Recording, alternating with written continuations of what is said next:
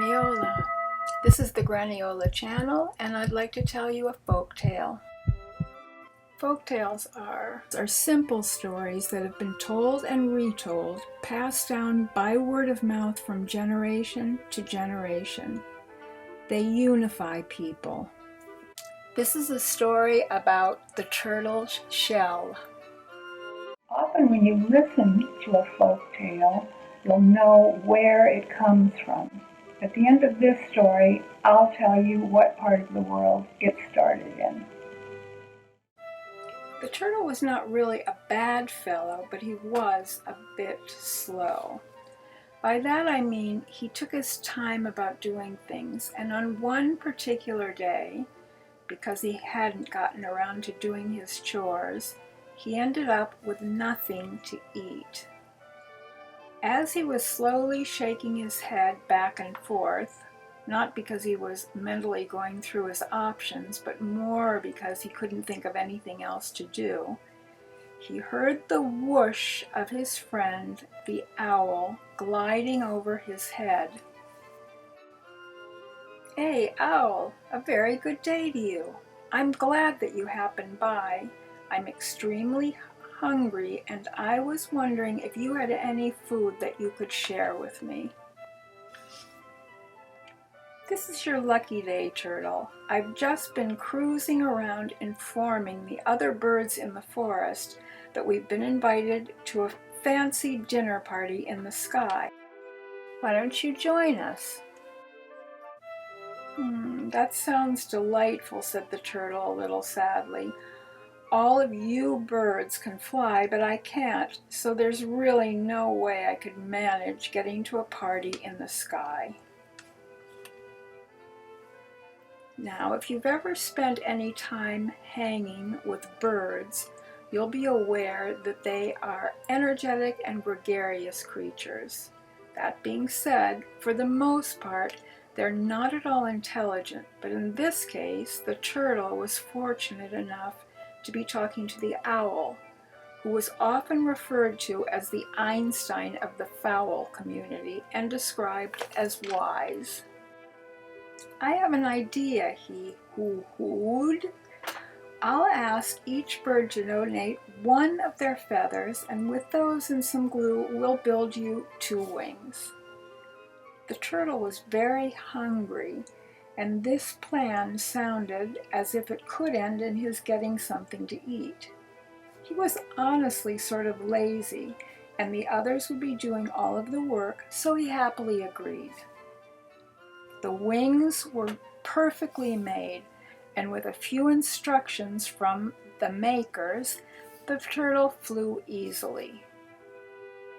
I don't know if you've ever been carried through the air in a parachute, but if you have, you will certainly remember the lovely feeling of moving along as if you were part of the wind. This is just how the turtle felt. It was a wonderful new sensation for him, as was being the center of attention, and he was feeling quite elated and was becoming a bit cocky. While they were ascending through the clouds, he said, "I feel like a very different being today. I think that I'll need a new name to describe the freedom and the power that I'm experiencing. It's as if I have it all. I would like my sky name to be All. Please call me that for now, and then refer to me as Turtle again when we return to Earth." The birds were a congenial group, and they agreed without hesitation. When they arrived at the long table where the meal would be served, their host invited the turtle to be seated at its head in the most honored seat. He made this gesture because he was very much impressed by the looks of the turtle, who had larger wings than any of the other birds, with many different colored feathers, but mostly because he seemed so happy with himself. You might have experienced this. Sometimes a person seems quite unlike anyone else, and he acts proudly and sure of himself, and lots of people want to be his friend, and he becomes popular. the opposite can also happen. And because someone is bigger or smaller or just a little bit different, people decide to be mean to him. In this story, up until this point, the turtle was on a roll. He seemed to be the guest that everyone was the most interested in. When the host came back with a huge platter piled high with all the treats imaginable, he went first to the turtle who was, after all, sitting in the place of honor. The turtle's mouth was watering, and as you already know, he was very hungry, but still he had the good manners to ask, "Who is this delicious smelling food meant for?" "Why, it is meant for all," answered the host graciously. The words "I see" came out of the mouth of the turtle who had recently nicknamed himself All. And just as quickly as those two words came out, a big forkful of food went in. He ate with abandon, leaving only a few scraps for the birds. And even though they, as the saying goes, eat like birds, which means they eat very little, they were not happy. The owl, who was repenting having come up with the plan to include the hungry turtle in the party, said to the other birds, "When that turtle wanted to eat, he accepted the feathers we gifted him and acted as if he was our friend. Now that he has what he wanted, he ignores us. I'm sorry that I asked you all to help him. Each of you should take his own feather back." The birds formed a line behind the turtle, who was continuing to gorge himself on the party food, and one by one, first politely requested and then took back their own feather. Apart from nodding each time a feather was removed, the turtle paid almost no attention to the birds, who one by one flew back down to their homes. Once he had finished eating, the turtle fell into a very satisfied and very deep sleep. He might have slept for one day, or it could have been for 48 hours. During that time, all of the birds except for one duck had left the sky. When the turtle awoke, he asked the duck where everyone had gone.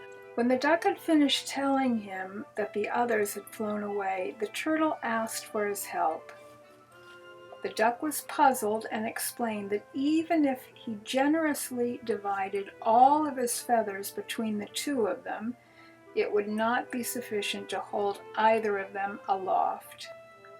He was too polite to point out that although birds didn't weigh much because their bones were hollow, the turtle was a big, solid, heavy lug. "Actually, I don't need any more feathers," answered the turtle. "I flew up here, but now I'm going to jump down.